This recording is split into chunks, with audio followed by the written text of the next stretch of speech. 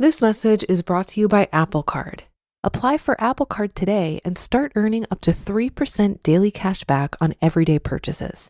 And that daily cash can even grow automatically when you open a high-yield savings account through Apple Card. What are you waiting for?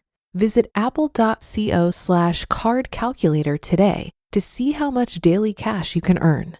Subject to credit approval. Savings available to Apple Card owners, subject to eligibility. Savings and Apple Card by Goldman Sachs Bank USA. Member FDIC. Terms and more at applecard.com. This episode is brought to you by Amazon Prime. From streaming to shopping, Prime helps you get more out of your passions. So whether you're a fan of true crime or prefer a nail-biting novel from time to time, with services like Prime Video, Amazon Music, and fast free delivery, Prime makes it easy to get more out of whatever you're into or getting into. Visit Amazon.com/Prime to learn more. This is Optimal Finance Daily, The Holy Grail of Travel by Craig Stevens of retirebeforedad.com. When it comes to time, money, and travel, people fall into one of four categories. Backpackers, lots of time but a finite amount of money. Vacationers, enough money but not much time. Broke people, no money for travel and very little time. And financially independent travelers, all the time and money needed to travel comfortably. In my 20s, I fell into the first category, backpacker. I had plenty of time, but a decreasing amount of money and a nagging reality in the back of my mind reminding me that someday my traveling would end and I'd need to start working again. Today, my family is firmly in the second category, vacationers. We're more of a sitcom family now. While I have a job with 4 weeks of vacation, a 2-week getaway is about the maximum realistic break I can take. Without a drastic change in our housing and lifestyle, long-term travel is out of the picture for the time being. During my 14-month trip to Asia and South America in my 20s, I stayed in suboptimal $5 a night hostels and hotels. But I've had enough of that. When I retire for good by age 55, my wife and I want to be able to travel for long periods of time, stay in nice places, take comfortable tours, and maybe even fly first class on long flights. But comfortable travel is expensive, especially over the course of a few months on the road. So we'll need to have plenty of investments providing income when we retire to support our lifestyle. Hence, the investment income tracking you hear about every month on this blog. Ultimately, my wife and I are aiming to be financially independent travelers with the ability to travel wherever, whenever, for as long as we want and at the comfort level and pace of our choice. That is the holy grail we seek. Backpackers. Backpackers come to mind when considering the first quadrant, but this category can also include people in a cheap RV or camper, adventurers like Appalachian trail hikers, or even some stationary expats. Free time is the most important factor when it comes to extended travel, because otherwise you're stuck with work or family commitments that cut short an excursion. Serious backpackers leave home and come back when the money runs out, or even more extreme, don't have a home. Depending on level of comfort, backpackers can travel for very little money for long periods of time. Economies of scale kick in the longer they're away. Cost per day decreases. The major downside for almost all backpackers is that someday it will come to an end, a heavy mental weight at the bottom of the rucksack. At some point, they'll need to get a job, start or resume a career, and switch lifestyles to become a vacationer. Vacationers. For the second category, think of your average American worker or anyone who's tied down by a busy schedule, career, self-owned business, or family commitments, and is not financially independent. Got a job with 2 to 4 weeks of vacation, a family, and a mortgage? This is probably you. Every year you take a week off here and a week off there, and that's the extent of your annual travel time. A lot can be accomplished during a week-long vacation, but it's only a week, and it serves mostly as a way to recharge your internal batteries so that work is bearable when you return. Broke people. Maybe you're broke, living paycheck to paycheck or working a dead-end job with little or no paid vacation. You're in debt, you're struggling to get your career in gear, and you can't afford a plane ticket to get anywhere without a credit card. You're in category 3. If this is you, the truth is you shouldn't be vacationing too much, and you need to get your shit together first so that you can become a backpacker or vacationer. Or maybe you're from a place that hinders your ability to build enough wealth to travel. It's much more difficult for citizens of less wealthy countries to travel, like the bicycle owner I met in Myanmar on my trip. He needed to save for 5 to 10 years to get out of his country. There's a reason there aren't a billion Chinese and Indian tourists in Washington, D.C. every year. Most don't have enough time and money. If this is you, you need to work and save much harder than those in countries with stronger economies to make extended travel a reality. The holy grail of travel. Lastly, there's the financially independent travelers. Financial independence allows for travel for any period of time without the pressure to return and start or resume a career.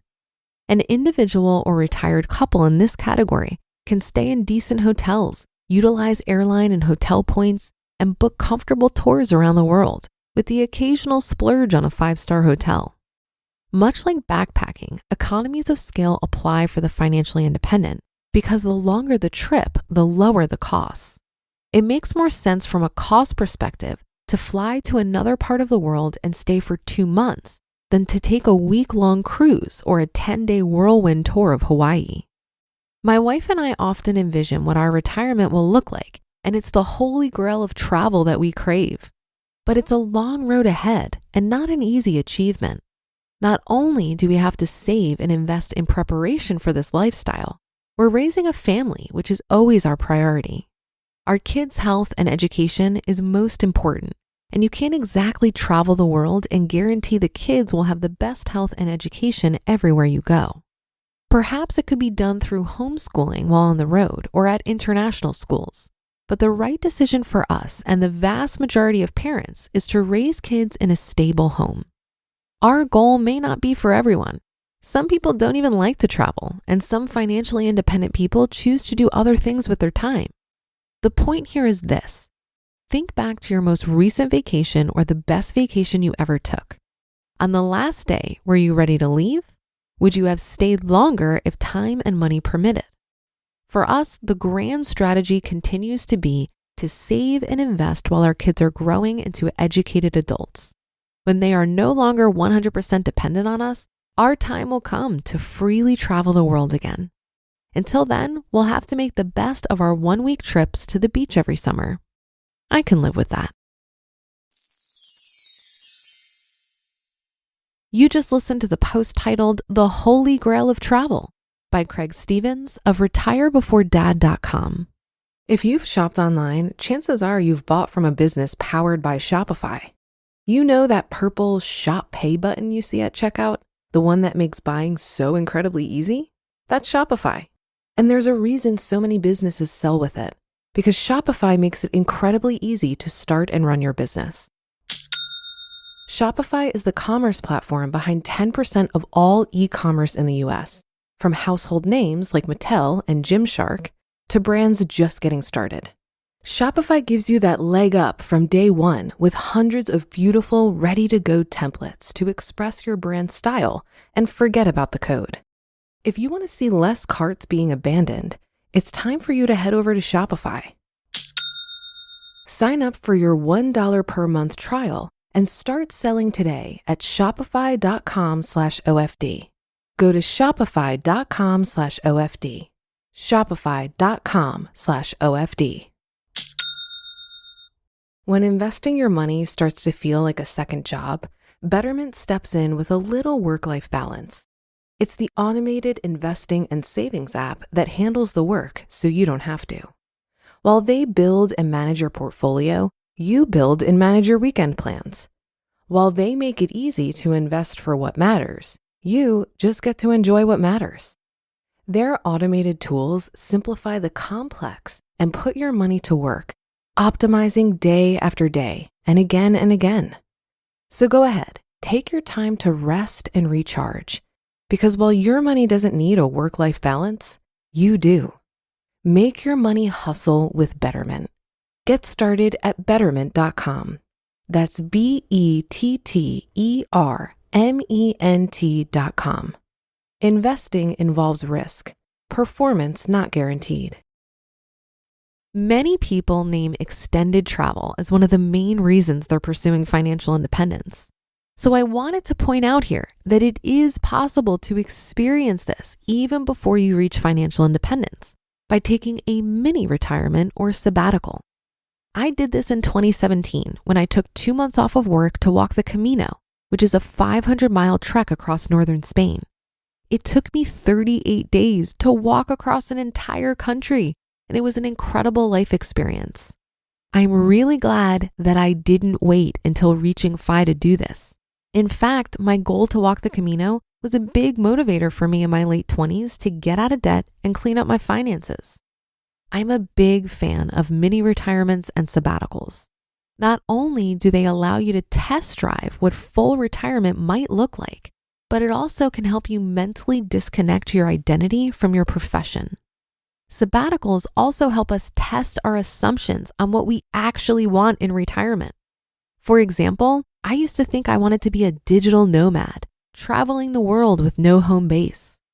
While I do enjoy traveling, the experience of the Camino showed me that I really enjoy having a place to come home to that feels like mine. So when I got back, I bought a house. I imagine it would have been pretty disorienting to work 10 more years towards this goal of being a nomad, only to discover it's not a good fit for me. That should do it for another edition of Optimal Finance Daily. I'll be back tomorrow as usual, so I'll see you there on the Wednesday show where your optimal life awaits.